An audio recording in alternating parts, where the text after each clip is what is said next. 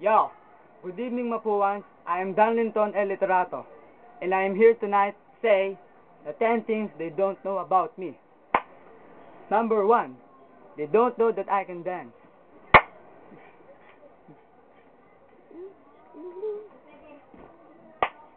Number 2, they don't know that I drink liquor.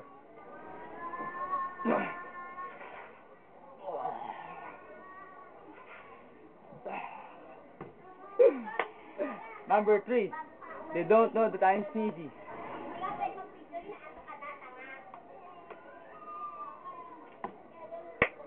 Number 4, they don't know that I can play piano.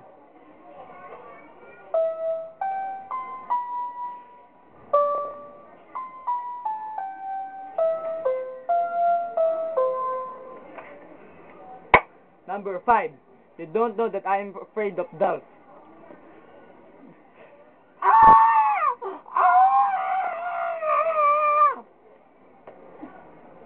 Number 6, they don't know that I love SpongeBob.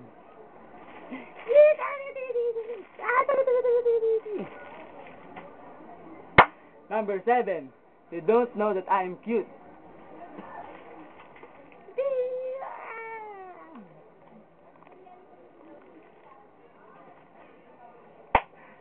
Number 8, they don't know that I have birthmark on tongue.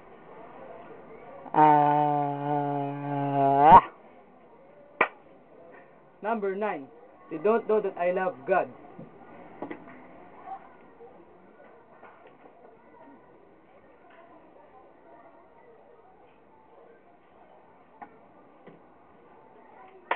And lastly, they don't know that I am an athletic person.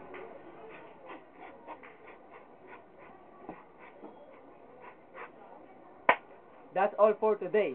Thank you.